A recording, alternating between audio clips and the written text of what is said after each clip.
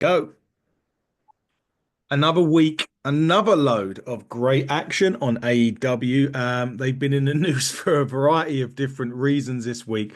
But what we do say is they're in the news, and that can only be a good thing, right? And that's what we're going to talk about. A lot of this and more. And of course, it wouldn't be AEW without my good friend from across the pond, who this week will be attending AEW Dynamite, I believe, from the Follow the Revolution Facebook page. It is Mr. Gary Joe. Gary, welcome as always to the show. Yeah, thanks so much, man. I very much appreciate it. This is definitely an interesting week for our the Elite collaboration show. Which again, guys, please give hitting the Turnbuckle podcast a follow. Um, we, me and Adam, try to do our very best to boost that enthusiasm every single Sunday for you guys. Well, not every Sunday, much Sundays as we can do. But that being said, yeah, man, I'm doing very good. Very excited for this week for sure. I don't know what it is with when it comes to these upcoming AEW shows. I get excited, but more excited than ever because of everything going on to that show that I'm attending to. Got a front row seat. Everybody's going to see me on TV for 2 hours. Probably get bored of my face, but it is pretty exciting too. I got the VIP experience. I got a lot going on. I got to meet up an hour and a half before my VIP experience, so it's going to be a fun Wednesday. Definitely a fun Wednesday. Are you going to have an FTR sign that may you confuse FTR because your FTR sign, if you should take one, will be for Follow the Revolution, right? Absolutely, I would think so. And speaking of that, I'm actually planning to get signs because I'm hoping there is one in particular wrestler that is there. Please, Tony, you gave me Kenny Omega, but give me Will Ospreay.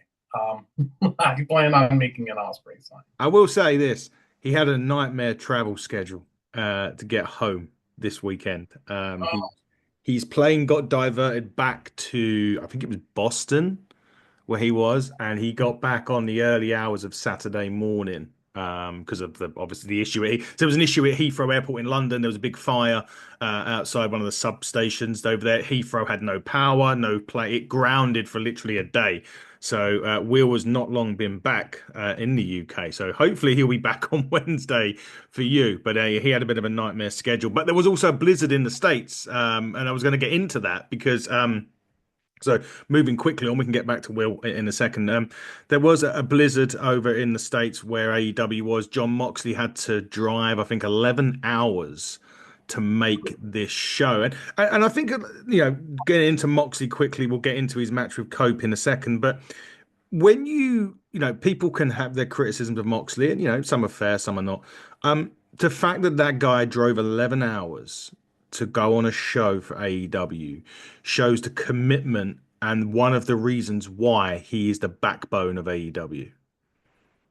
Mm, absolutely. I was saying to a lot of my followers after posting that, like, John stood for one thing and one thing only, and that is, listen, I am the ace of AEW. I really want to show my support, and believe me, we're going to dive into that match, and it just shows that he really is becoming the backbone, so to speak. You know, so kudos to him. I wouldn't want to drive in a blizzard, quite frankly. I mean, that would be, yeah, not my thing because I don't like snow. But yeah, he really does have commitment with AEW, and I love that about John Moxley. Mm. I think I remember. I think I remember. There was a time I can't. I think it was around the Punk sitch, maybe the second one. I think could be in the first one. I don't know. Where he was meant to go on like a hiatus for 6 weeks. He'd done a big run. I think it was the second time. He was meant to go on a hiatus for 6 weeks. One of the stuff things with Punk happened, and he just jumped right back in the saddle. And again, going back to what I'm saying about being a backbone, he really is the heart and soul of AEW. Very, very much agree on that. 100%. Yeah, he is. Right. Anyway, let's get into some dynamite action or some AEW action. It is going to eventually be dynamite. We'll get. I'm not going to do it in order this week. I'm just going to do it in an order that I want to talk about. And the first one was actually the main event this week. It was Stat and Megan Bain. I was going to talk about Megan last week, actually. So I want to save it for this week, which is fine. When you look at a superstar and you just, the word money just screams to mind. You look at Megan Bain and everything she's done in such a short space of time, what AEW are doing are right, they're pushing her in the right way. Do I think the title match with Tony Storm is a little early? Yes. But that woman right there is going to be the next big star in AEW, in my opinion. I keep posting about Megan because I am very impressed with her right now. I like what AEW is doing with her push, and it's not seeing typical things where I'm like, oh, yeah, hey, there you go, 30-second squash. Oh, yeah, next week, 30-second squash. No, she is really solidifying herself into a great position right now. I do agree it is kind of soon for her to face Tony Storm, but then again, we thought it was a little too soon with somebody else with an F5 when he made his WWE debut, but then he shocked the world becoming world champion, actually undisputed champion at that time, Mhm. against one of the all-time greats. So I I'm curious to see what they do with Megan at Dynasty. The only thing I can think of is Tony kind of cheats just because she's like, oh no, no, I have to win, I have to win. But then that continues to feud a little bit more. Um, so, but yeah, man, just she's on a roll. I love the fact that her and Stat got the main event, Yeah. and that's what I'm saying about Megan is, I do follow her on Instagram, and you can really tell her. Now, you want to talk about devotion and appreciation for a company. Megan really has that, you know, and this is I don't mean to throw shade at it's not really throwing shade at one person. I'm just throwing comparisons here. But when you looked at somebody that had the look of money, and that was Jade Cargill. Mhm. Jade, she has the tools for sure. So does Megan. But Megan, me personally, is a step ahead of her. And that is just my own personal opinion. Um, so it's just I don't know, man. When you have the main event against Statlander, which, by the way, was probably a phenomenal match in my eyes, they really, they really went all out on that. So, but yes, I really hope this momentum continues, a lot further than higher expectations. And Megasis is the real deal for what I've seen so far. If I have to put this on a scale 1 to 10 for her push, I'm going to give it like an 8.5. So she's doing very well. She is. I agree with your comment on Jade. I think she is a step ahead of Jade. The one thing I would say about Tony Storm is her wonderful way with words. Um, Oh, some of the things that she was saying at the end of this, I did love the line that like, "God, you're a big bitch." After they had their little face off, there was other things, and when she was on commentary saying about how Tony Schiavone had his Hollywood ending, but he got charged $45 for it, and a couple of other little bits and pieces about squashing melons with their fires that they were doing, which I thought was tremendous. It should be a great match at Dynasty, which is actually two weeks away. Yeah, two yeah, weeks away. Which is coming up really soon, which I can't wait for. I wanted to just quickly talk about two other women on the show, and when I done the Revolution review with Dave, I ate a lot of humble pie during this, and one of them was about Mercedes Monet because the matches have been the matches have been doing real. I always go by what I see in the ring, and side effects of what I think of her. And again, this week with someone that your good friends at the Cruising with Kayfabe podcast mentioned at 20 years old, she took on Billy Starks, who was 20 years old, 500th career competitive wrestling match at 20 years old for Billy Starks.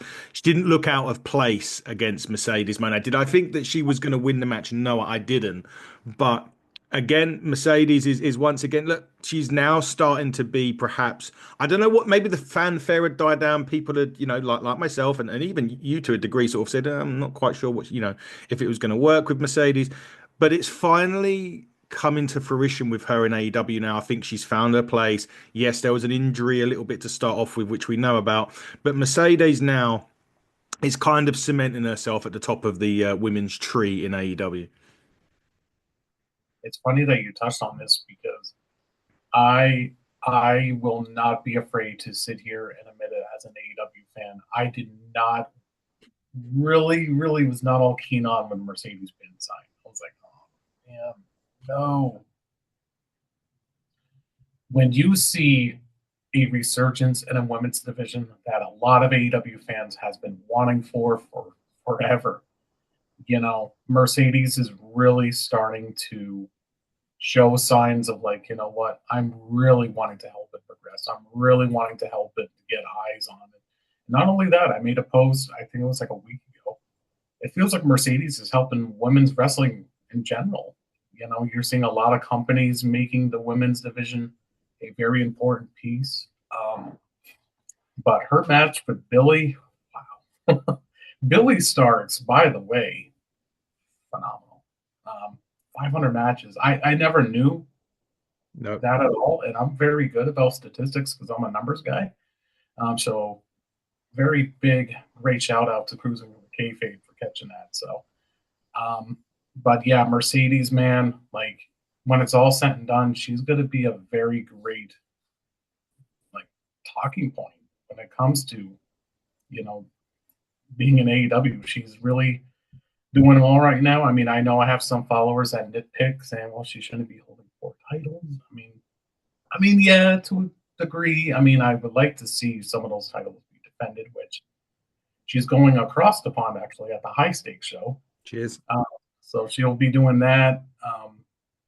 Could a certain someone take that title away from her though? Athena. Uh, Yeah. like that's going to be a really promising match. So, but Mercedes, again, if we're going to do 1 out of 10 from rating scales for how you've been impressed with that certain individual, I'm going to give her like a 9.5. She's been very well, and she's just passed 300 days as champ. So Yes. Yep, she did do that this week, and congratulations to her. She got a lot of championships. You're right, the Rev Pro one. She'll be facing Kanji. So can she do it?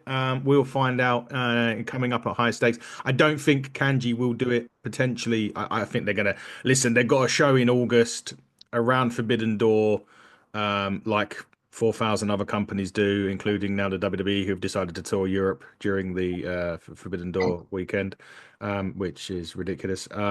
Load of other independent shows going to be going on. But yeah, and Rev Pro will be celebrating, I want to say 12 or 13 years anniversary during that. Normally, I think it's the day before Forbidden Door. So I think perhaps some kind of setup may happen there. I see a lot of Rev Pro influence in Forbidden Door coming up. I wanted to touch on that because hopefully, after some other things have happened this week, we may be able to get an announcement on tickets because contractually, as a lot of people know, Rev Pro, AEW have had to wait to announce Forbidden Door's location, to announce the ticket sales due to some contractual obligations that the WWE have put in place with the O2 Arena, where Forbidden Door will be. My only thing to Tony Khan, if you are keeping an eye on ticket sales for WWE shows at the O2, is do not mug the fans off with ticket prices. And if you want to, and you're quite happy to go on the O2 Arena website right now. SmackDown is on this Friday. If they don't move people from the top down to the aisleway, there's going to be a very empty aisleway as it currently stands this coming Friday. So there's just a little, little tip there, Tony. Don't charge too much. Listen, obviously you're going to have to charge money. Obviously, you got to make a profit on these sort of things. We understand that, but I feel right now looking at prices, I saw an event, and I'm sorry we're going off on a WWE tangent here, Britt, but I saw an event that was advertised this week that you can have an intimate dinner with John Cena. It's going to cost you $25,000.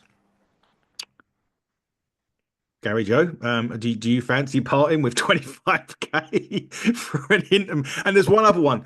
There's a Hall of Fame, and the reason why I wanted to bring this up was I was going to touch on the Hall of Fame in a minute with something else.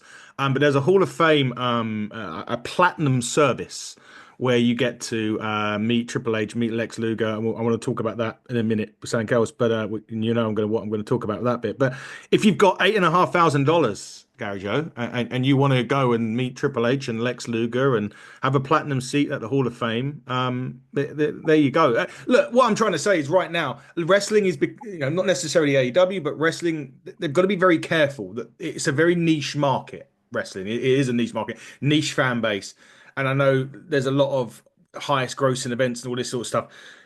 They've got to be careful now that they don't, and this is all companies, not just WWE, that they don't price fans out of the market with pricing here. Yes, of course, make your money. You absolutely got to do that. I'm not stupid enough to understand it, but make it affordable. So if I wanted to take my son, I can take him and not have to like worry about the amount. I mean, to give you an idea, and I'm sorry, I will pass it over to you in a second. I just wanted to give you an inkling, right? When WWE Raw first come over here, and I think it was 2005 or 2006, I can't remember the date. I remember the arena. It was Manchester. It was up the MEN arena, and I got a seat which was level one. So you got the floor seats, and just as it tiers, level one with taxes and everything included, it cost me £45, right, for that seat. SmackDown was the same, but I was over by the commentary desk as it tiered up. Those identical two seats for the shows in the O2 would have set me back over $1,000 a ticket this coming Friday and Monday, which I don't know what inflation is like. Well, I do know what inflation is like in this country, but I mean, I don't know. But do you understand what I mean by in terms of make the pricing? Yes, of course, charge. For front rows and that, of course, you've got to charge your money for it, right? But make it affordable for people that want to take their families and to have a family day out. It's not feasible right now. Oh, dude, I totally agree. And you know, it's okay if we want to talk about that ticket pricing because I saw that for John Cena too. I mean, listen, I make 46.5 a year. Okay, sure, not bad, $46,500. But then we do our taxes, we don't barely see anything. So knowing that is over a half of more of my yearly income is insane. Um, and then the Triple H and Lex Luger thing, I saw it too. Like 8,500. Like, listen, I have had somebody that I'm close friends with, Vixen Omega, aka Vicky. She saw Lex Luger, okay, at this venue, I believe it was called Zombies Hideout Mm. in Massachusetts. $60. Okay, you're getting the picture, you're getting the autograph, you get to meet him. Great. $8,500. I mean, I get it. Then you got Triple H in the mix too. Issue that I have with that, I'm like, what? Like, you see Triple H make surprise appearances on SmackDown Hmm. all the time. Yeah. I mean, then I saw another cost with somebody else, and I'm sorry, but Joe Hendry, $60, 10 seconds, click, photo, bye. Like, where are you getting your prices? And when I met Darby Allen for the first time, he was actually generous to sign all my 4 items, including a figure. And he did a personalized video really quick. And then, of course, a signed by 8x10. All that, dude, for only $50. Yeah. I mean, I get it. This is not WWE and AEW's pricing. I think it's just obviously WWE's pricing Mm. slash fanatics and all that. But my gosh, I mean, you can see light and day. Like, look at All In, for example. All In, their top tier package for their VIP.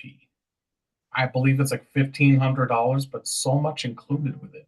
Mm. I'm doing my VIP experience, as mentioned, this coming Yeah. Wednesday. I paid a little over $370, but you get a Q&A. You get to hang out ringside with some of the other VIP people. You get to hold a championship title of your choice when you're going to take a picture for you. Um, and then you get to meet 3 wrestlers. You get a bag. Then there's just so much more than just that. So you're getting a whole lot of crap. Well, not crap as in bad, you know, you're getting a whole lot of stuff before banging for your buck. And that is fantastic. And I've seen dugout seating prices now for all in because now we're getting closer. Maybe those ticket prices are maybe going to go a little bit higher. Hmm. Most recent ticket price I saw, $89. That is amazing. A dugout floor seat for only $89 for all in. So that being said, I very much agree. I really hope AEW does not go insane with prices. I mean, I've read some crazy prices when it came to Australia. So, but first time going over there, Yeah. you kind of want to make your money's worth, I guess. But I just, I think it's the economy on like all over the world right now is just so bad. Yeah. You know, I mean, I do have a follower that I talk to every day that runs Sky Blue News, Thomas. He does a good job over there, and he's worried about the ticket pricing, and Mm. rightfully so. Um, so I'm very hopeful, man, that does not happen to you guys. So, We'll see. But but I don't know if you can see, and they probably can't now. I think it's blocking it out. No, I tried to show you the ticket map for Friday. Yeah, incredible. Really, it's normally sold out by now. Just wanted to touch on Hall of Fame really, really quickly because we mentioned Lex, and there is this obviously there's a story going around about obviously Lex wants Sting to induct him into the Hall of Fame. Sting's the rumor, and we must stress rumor at this is that he doesn't think he's going to be able to due to the AEW stuff. Now, I don't normally agree with anything that Brian Alvarez says or Dave Meltzer, for that matter. Now, but they have contradicting views on this. Meltzer says he shouldn't do, but what I liked about what Brian Alvarez said was there's business is business, right? And that should be forgotten about when you're talking about a legacy of a wrestler. When someone's legacy, basically, someone's going Hall of Fame. Um, and I did get asked about this the other day, actually, if I think that Sting should be allowed to induct Lex. And my answer is yes, I do think he should be allowed. But at the same time, and this isn't me sitting on the fence at all, going back to business being business, I can kind of understand Tony's maybe hesitation or I know he allowed it with Billy Gunn and they ripped the piss out of Billy Gunn when he was there, saying, they could buy the piss and company and things like that. So he done him a favor last time and he was bitten kind of in a way. Now I know this isn't going to be a DX induction, it's going to be Lex Luger, it's going to be Sting potentially coming out. I do understand the trepidation that Tony may have by thinking should he allow it on. It is a different circumstance this time. Where do you sit on this? Should Sting be allowed to go and induct his one of his best friends into the Hall of Fame in WWE? number one, the only Dave that actually has a very smart light bulb is our Dave Robinson. Dave Meltzer. So, love you here, Dave. Oh man, no. I very much agree. Sting needs to be the one to adopt Lex Luger. I mean, they were my childhood favorites growing up. One of the reasons why I loved WCW at that time was clearly Sting and Luger. Mm. I remember just doing the torture rack when my sister's little stuffed polar bear. Those were the days. Okay, but yeah, I mean, I do agree with Alvarez, but I am just like you, man. I don't know if Tony will do it. If he does, great. We need to think about what's right for the wrestling fans. It's not just him, too.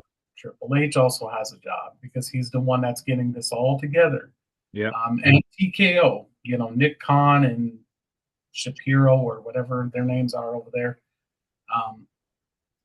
So if it doesn't not happen, it could go the same way from last year where WWE did not even allow AEW to use some of Sting's footage. So Mm. it's kind of in that same boat. So I don't want people to be like, well, AEW was wrong for this. Well, WWE was wrong too for not letting Sting use some of this WCW footage. That's not right. But at the end of the day, that happened last year. We are fans. We stand by what we think. And I really, really am hopeful that does happen. Sting Yeah. is committed to AEW. You know, you can really, really tell. And Tony really cares about him. So if he really does care about him, make it happen. Um, it's going to be interesting if it does not happen. So I guess I'm going to roll reverse here, Mr. Cousins, my friend. Who would you have induct Lex Luger if Sting cannot make it? DDP if Sting. Okay. I think that I would have said Flair. I don't know what Flair where the Flair situation is with the WWE. I don't know what his deal right now is. I don't know maybe Flair because Flair and Luger were a big thing in the 80s. But other than that, yeah, DDP. I mean, I think even Lex went out and said he wanted DDP and Sting to induct him, which probably may even work better if the if I suppose if the WWE had any issue with Sting being there. But I know WWE do want him there. So if Sting doesn't, he doesn't. I mean, there's not going to be no sort of. I mean, not that Tony Khan would give a shit what I say, but I'm not going to jump on the line and start berating AEW and Tony Khan if he doesn't allow it. It's kind of you reap what you sow in a lot of cases. But for me, yeah, if Sting doesn't induct Lex, then it will be, from my view, DDP or potentially Ric Flair. I don't know, as I said, what his situation is. So that would be my choice. But anyway, we've had enough talk about other companies. We've not talked a lot enough about the company that we're actually supposed to be talking about, which is AEW. And back onto Dynamite. And I must say, me and Dave had very many fun weeks where we used to do a Dynamite review, and we used to say, "There's no better way to start off Dynamite than our good friend Orange." And it just so happened this week that it was exactly that the music of Orange Cassidy, and it just always brings a smile to my face because I always think of me and Dave doing these things and going, "Oh, it started with Orange." It was a great four-way match that they had, and it was great to start the show off that way. Loved it. Speedball Bailey has just come in like a glove to AEW. It's just like he's been there ages when he's only been there a few weeks, but he's been great. The Mark Davis ad. What I liked about Davis's inclusion was you had three kind of people. That yes, you had the comedy thing with Cassidy with his pockets and Speedball, which I thought was hilarious. You had that. You've got the speed of Ricochet in there as well. I'll eat some more humble pie on him in a minute. Um, you had all of that, but then you had the wild card factor of Mark Davis, who was a big brute in a match of three kind of faster paced wrestlers, and I thought that was a great little sometimes if you have that little bit of difference in there, it makes a massive difference in a match, and it did with Davis. Ricochet for me, when he first come in, I really wasn't sure again, a bit like the Mercedes thing. Was it going to work out? Didn't like him on the mic at first, but now again, humble pie's been eaten. Everything's worked. What they've done, what Tony's done with him, turning him heel. And his kind of weakness on the mic is actually fine as a heel, if that makes sense, because of the things that he says and what he does. The match itself was great. I enjoyed the double pin, and I felt as if that was really important that they keep Speedball and Ricochet kind of hot going into Dynasty. And then at Dynasty, of course, we had the man himself into the mix for Speedball and Ricochet. We have Kenny Omega on top of that, the big match guy. I call him Big Match Omega, but whatever you want to call him. But my God, that if that isn't enough to get you pumped for Dynasty, I don't know what is. The match here, I really, really loved because you had so many different styles. You know, when you're talking about Mark Davis, that guy is brutal. He's a brute, man. Yep. Like, wow. You know, he looked really, really good in that. Um, you know, Orange, it's just, you want to talk about, aces with AEW. Really, like Orange Cassidy's maybe up there as well. Like, he really, really shows his hard work. And then, yeah, Speedy and Ricochet. I did thought it was interesting with the double pinfall at first. Mm. I do, however, like the creative side of things when it came to that. And then post match, they were both being in character, um, But yeah, this doesn't hurt Speedball Mike Bailey. This does not hurt Ricochet because ever since Ricochet's been heel, I think he's been one of the most entertaining heels in AEW. Um, so kudos to AEW listening to that. Um, I mean, I'm not going to do that. Oh, okay, that's enough of No, that. no, no. Oh, okay, I tried. Um, but yeah, man, I'm just gonna say this though, man. Omaha got spoiled. Man, I'm hoping I get spoiled this Wednesday because there's not been one match announced yet. And they know you're I mean, coming. That's why they're waiting. There's like, nah. I hope so. I'm gonna keep tagging freaking Tony in my tweets on Blue Sky. Come on. But no, man, that was a great opener. Honestly, people are really behind Speedball Mike Beasley right now. I love it. Don't think there's going to be a title change at Dynasty, but No. you're going to see some really good head turners. I think this is so far with the three matches that are on the card. This could be the one that's going to be talked about. You know, kind of like last year with Danielson and Will Ospreay. I think this triple threat's going to be the talk after the pay per view this year. Yeah, I agree. I can't wait for it. I'm looking forward to seeing that match at Dynasty anyway. And obviously looking forward to seeing what's announced for this week's Dynamite, as nothing has been currently announced, as you rightfully say, as of us recording and anyway. We need to talk about before we get to there's only been one half of Collision, by the way. The second half this evening of Collision is tonight. So but we do need to talk about the main event, which has caused a lot of stir, shall we say, on social media. Oh, it wasn't the main event, sorry, the World Heavyweight Championship match, street fight between Cope and Mox. We'll get the elephant out of the room. Well, not the elephant out of the room. We'll get the big talking point out of the room already. Mox suplexed onto a spike hammer thing, or whatever, or spike, I think, as the Cope called it. The spikes are impaled in his back. He sits up. The spikes are still hanging out of his back. Wheeler Yuta's trying to pull this thing off of him. It's not coming off. The referee finally gets the spikes off of Moxley. I've seen it so many times, and every time I see it, I still cringe at the fact that the guy had spikes literally hanging out of his damn back for a period of time. And no, that wasn't the ending, everybody. This was, just a bit before the ending into this match. The interesting point I found that I thought about this was, I mean, Moxie's a crazy bastard anyway. I mean, just not even just for that, but that just made it worse for him. The interesting part of this was that the patriarchy costing Copeland, notably Nick Wayne, who last week had a bit of an argument with Christian last week on an interview segment on Dynamite. So my triple question for you is obviously, what did you make of that match? Secondly, who's next for Moxley? And finally, what kind of happens now with the patriarchy? Are they going to go into feud? We'll talk about something else happened at the end of this because there was an important segment after this particular match we'll get into after. But yeah, what's next for the patriarchy after this? And more importantly, your thoughts on the match and Moxley's next challenger. The patriarchy thing, man, I don't know.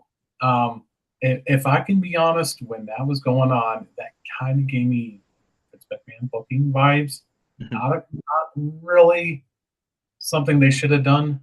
I did not care for that. But then again, this really furthers what's next for the patriarchy for sure.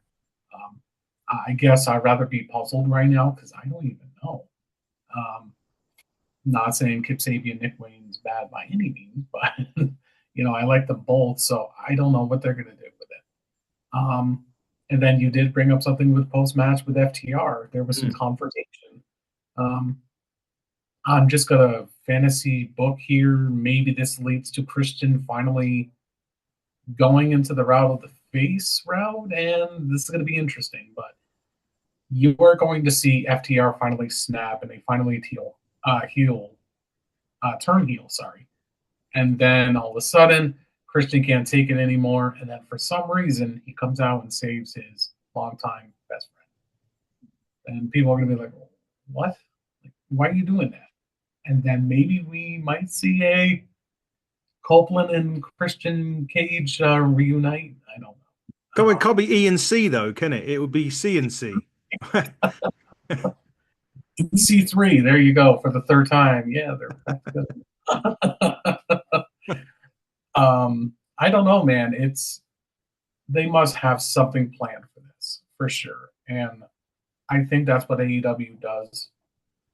For what I've been gravitating for being a viewer for so long, is they don't force feed something so quickly. They make you wonder, So they plant those seeds early on, and you really got to try to figure it out. So maybe that's what they're doing. Who's next for Moxley? As we all know, it's going to be Swerve for the title. Yep, Dynasty. I don't know if Swerve's going to win the title either, because I really think they're going to hold off until All In. I personally hope not, because that's not until what, July 12th? That's quite a ways away. Yeah. Um, so I think they need to do something, but I don't know. And again, that's great because I want to be puzzled. I want to try to figure it out. Um, as for the spot with Plank from Ed, Ed, and Eddie having that attachment with John Moxley, ouch. I don't know who came up with that spot, but I will admit I'm not a squeamish guy by any means. That didn't bother me. The thing that really surprised me, it didn't bother me though, was when they zoomed in that shot of Wheeler trying to take it out of his back. And I'm like, oh my gosh, that is real. Um, I also told some of the people that were not my followers, thankfully, but my non-followers that are just coming on my page were so deeply offended by it. I can see why, people have their taste on things. Same time, John Moxley is a professional, Adam Copeland's a professional. Let's say if Wheeler Yuta did that. No, you need to have somebody with experience. Um, I don't think AEW should do this again on live television, save it for the pay per views. Some people worried about sponsorships and stuff like that. Well, it's like AEW just picked up a sponsorship with Progressive. I just posted about that last Yes. night. It's going to be very interesting to see what if they ever do something like that again. I don't think they're going to. What AEW really did here, and I think what they wanted to do, was people are just not feeling the Death Riders. People are not feeling this whole thing with John Moxley and Copeland. And even I'm getting to the point like, when is this going to be over with? I love Copeland. I love Moxley, but this match is just not it. So when they did the spot, I think that was just to generate a lot of buzz. It did. Whether you are somebody that's going on Twitter or Facebook or your favorite platform, excuse my language, but you were bitching about it, which, hey, again, you have your opinion, but it was really, really one of the biggest talks for the last couple of days after that. Yeah. AEW was on Twitter trending at number 8, and I posted that after 7 o'clock in the morning. When you see that, that is actually a good thing because AEW is making its rounds. I did like the video package that I shared on Follow the Revolution, where they actually shared Denise's reaction from Fightful or Pages just posting, my goodness, I can't believe that just happened. They are seriously a company for the fans, and I think that's what Tony's goal is. Like, you know what? We want to be that alternative. You don't like the violence, we're not here you to sit back and enjoy with us, but that was the print to me, Adam, that AEW is in fact for the sickos. Because, oh my goodness, I guess I'm a sicko clearly because I thought it was enjoyable, but don't ever do that again. Yeah, once was enough. You actually alluded to a point there that I was going to get to because it was what I was kind of thinking was happening. So, for those of you that didn't know, at the end of this match, FDR, or I think was it Dax from FDR, kind of left Copeland dry, even pushed Cash out of the way in the aisle way. But for me, and you alluded to it just now, I think this is the start, and I think a couple of points that you made, which is right. I think it's the end of the Death Riders and Cope, thankfully. I think that's it for those two. As you say, moving on to Swerve in a couple of weeks at Dynasty. I also think that this is the start of A, an FTR heel turn, B, Edge, Copeland and Christian reuniting at very, maybe as late. It may take a while. It may take all in, maybe. I don't know. Maybe it happens before that and they have the match at all in. We're going to FTR, Copeland, and Christians, I think, where we're going to end up at some point. It's just a matter of when, not if. Last thing on Dynamite before we move along. Will Ospreay was indeed on there. He did beat AR Fox. That was another great match as well. Will Ospreay continues to, impress as he goes for the title as well, because he mentioned in an interview last week that he was going for the title. He's also in the Owen, I believe, this year, which is starting up very, very soon. One point I wanted to quickly make, because you touched upon whether Swerve will beat Moxley or not at Dynasty. I don't know if he will at Dynasty, but my prediction for All In is it's going to circle right back around to Swerve and Hangman for the championship at All In, some way or another. I know we've had a lot of their feuds in the past, but they're always intertwined somewhere. They never away too. They're never too far away from each other. I mean, we've had arson, attempted murder in a match between these two. That I feel as if they may be going that way, going back towards it for All In, but we will see. Now, Collision, as I said, one day. That's all we've had of the Collision. We've had one night. There is a second night. I believe it's some sort of slam dunk edition because the NBA stuff's kicking off. So what's coming up tonight quickly, because we're getting to Bandido versus Johnny TV. We're going to see the wonderful Harley Cameron in action. God knows what that's going to be like tonight, but it's never a dull moment when Harley Cameron's on our TV. Los Titans de Air, Hologram and Commander. I'm glad I got that right.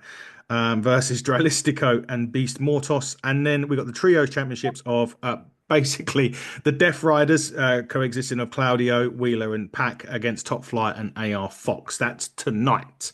But what we did see, and I must say, we're talking about wrestling, Garcia and Adam Cole going to a 20-minute time limit draw for the TNT Championship was just.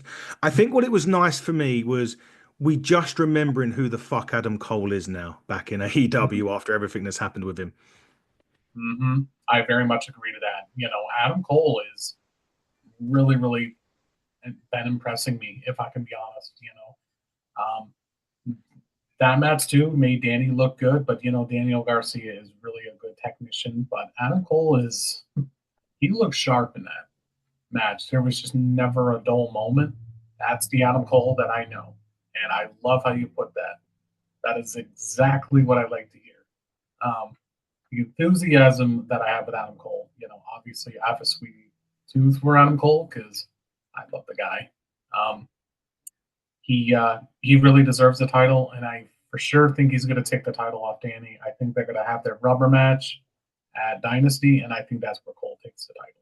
So, but yeah, that match was a great start. I'm just glad there wasn't some wonky finish. We just had the time limit draw. AEW has been doing that quite a bit lately, but that's fine because again, they both look strong by a draw. So. Yeah, absolutely. No, absolutely. It was a great match. I wanted to touch on Max Caster and in this open challenge where he's 0-6 now, with Hook this week.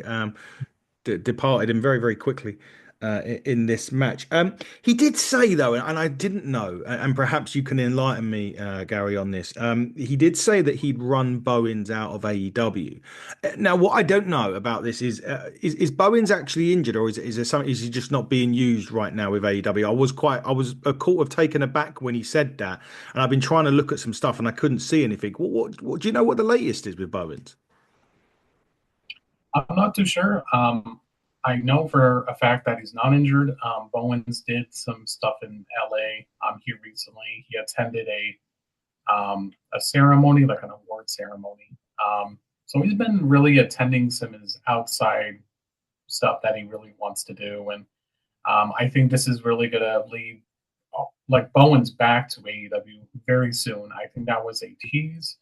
I think that match is going to be happening at All In. Bowens loves the Texas area. He tends to Texas Rangers games all the time, so I would be surprised if he doesn't make an appearance. But yeah, I did caught that as well. But no, everything's fine with Bowens. He's just doing his everyday life thing outside of wrestling. So Happy days. Good, because I'm glad you cleared that up because I was struggling to find anything about it. A bit more women's action on here this week. Julia Hart, Queen Anamata had their sort of rubber match. It was 1-1. Julia wins it with a unique pinfall, really, after a sort of missed drop kick or whatever. Great to see Julia kind of, it's been a bit of a weird one with Malachi going, and we've had all, the new group sort of formed. Well, not the new group, they just reformed as Buddy and Brody with Julia, and Buddy got injured.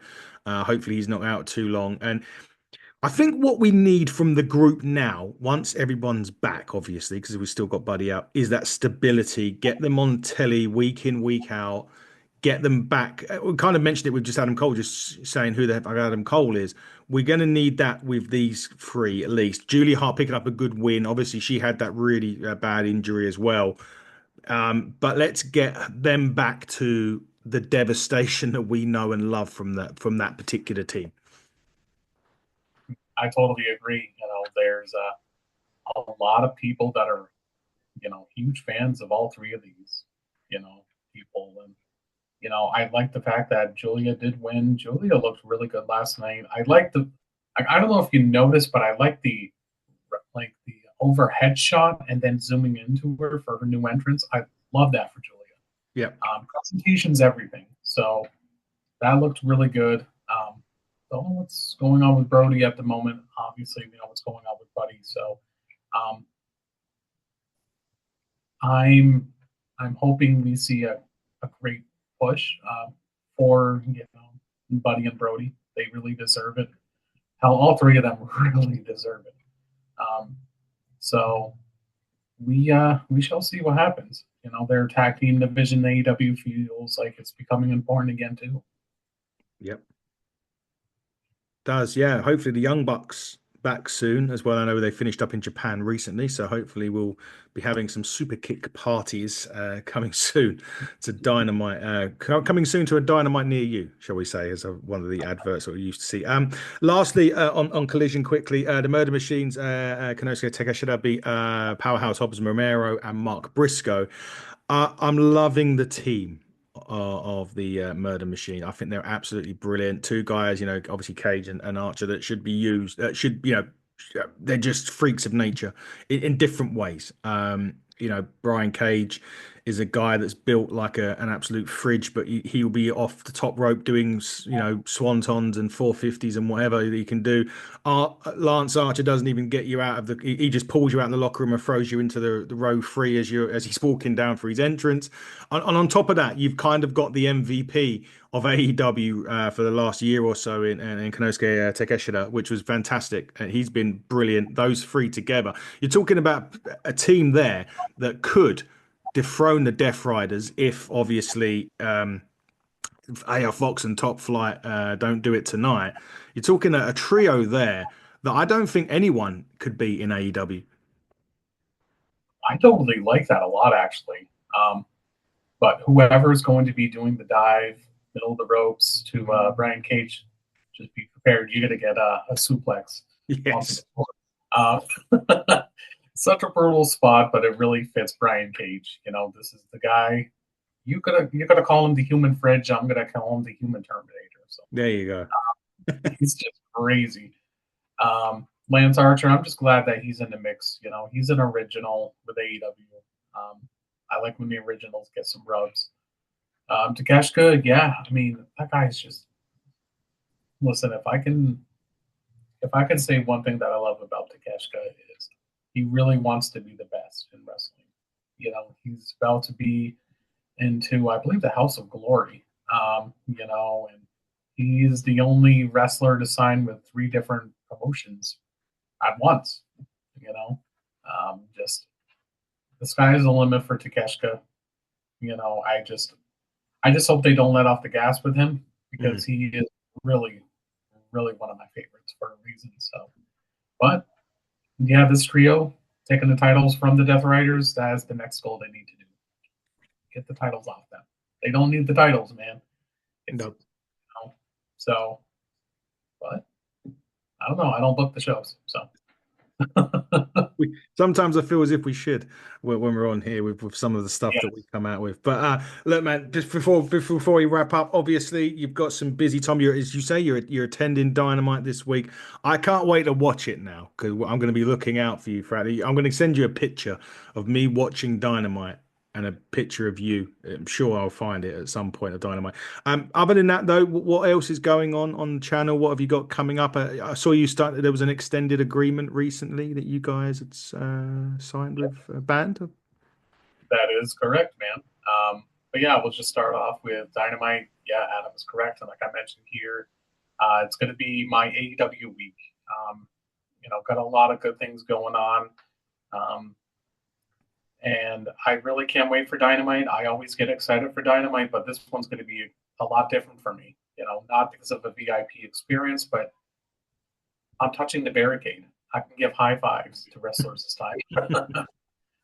So you guys going to see a lot of content. It's going to be a vlog for the first time ever on Follow the Revolution. Um, Cops going by, everything's going crazy now. But there is going to be an announcement on that day as well. I know it's Gary Kahn breaking announcements again, but this one here is going to be great. It's a lot of people that have been asking for it for over a year. Every time when they message me saying, "Hey, can you do this? Please do this." Oh my goodness, this needs to happen again. Well, stay tuned on Wednesday. It's going to be the first thing that I'm going to post. I'm going to be outside of Dynamite probably 8 o'clock in the morning. Call me crazy. Then this coming Sunday, so 1 week from today, I got the interview with the Pretty Wild with Jill and Julia Wild. Um, I am so grateful for them. I when I get messages from them periodically thanking me so much for my support, they're showing their support in return. Because of that, they decided they wanted to sign a 3-year collaboration extension, as what we are calling it. In return, I get to, whenever they get a tour, they've been teasing something for this fall. I will be going backstage for an in-person interview with them. So that's exciting. I get to be on the artwork for an upcoming album. So the Follow the Revolution name gets to be on their album art. So that's very cool. I am forever grateful for these two girls. I really hope they succeed in music. Uh, Button Eyes, which is one of their songs that they just came out with 2 weeks ago, is really getting a good resurgence. They're on Octane, which is Sirius XM here in the US. Just everything going well for that. But it's going to be a great week. And then coming up very soon as well on April 6th, I will be relaunching the Men's Roundtable. That's going to be just an exciting time. And then, more future projects ahead. So thank you very much for the support, everyone. Yeah, looking forward to seeing all of that, and hopefully before your interview next week, you can come along and talk about your Dynamite experience on here next Sunday. With any luck, we'll see if we can make that happen for sure. I'm sure we will do that, Adam, because that interview is not on until the afternoon anyway. Perfect. So we get. Actually, Great. Well, we should be able to see your Dynamite experience this coming week, next coming Sunday. Just a couple of notes from me. Coming up this week, there's two interviews that are dropping this week, all from the UK independents. We have got our good buddy, Tall Tom Mercer, coming on. He's a good friend of ours that you'll see him at Ignite Wrestling quite a bit. Tall Tom, Tiny Tom. Nearly 7 foot tall. You can decide whether you want to call him tall or tiny.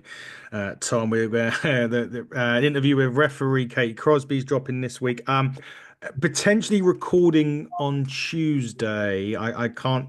I'm not going to say who on here just because I want to make sure it happens first. It was a former WWE personality. That's about as far as I can go for now. I will wait until it's recorded so I know it's definitely done before I put it out who it is. But that should be fun as well. OVW trainer Maria James will be coming on in April to talk all things Hollywood Haley J, who we've had on a couple of times recently. And then finally, our NWA Spotlight show will come back in a couple of weeks with a man that's nearly 400 pounds that does moonsaults off top ropes. That's Sam Stackhouse. He's in GCW as well, for those of you that may are familiar with GCW. More stuff to be announced later on. But Gary, it's been great as ever catching up with some all elite stuff with you. I wish Dave was here to serenade us off because he does the Kenny Omega signature end. I'm not going to do it. I don't want Dave to berate me for stealing his catchphrase. So I will just leave it with quite simply, everybody, stay elite, everybody, and stay safe and goodbye.